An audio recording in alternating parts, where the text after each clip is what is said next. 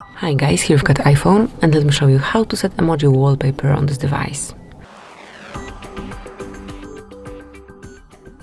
So at first you need to wake your lock screen up, then just hold in the middle for a while and you will notice the screen lock panel. Now tap on plus icon and here you can smoothly add new wallpaper.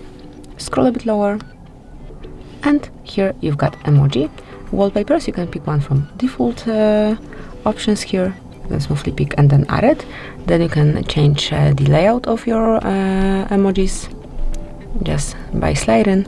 As you can see, you've got several options, but also you can customize the emojis. So for example, let me pick this one and then tap here on emoji icon and you can customize it by yourself. So let me pick, for example, plain, heart, then we can pick this one and maybe that one.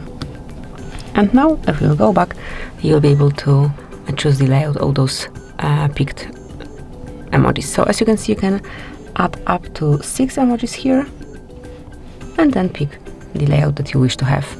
And that's it. Then click on add. Now you can decide if it should go on both lock and home screen.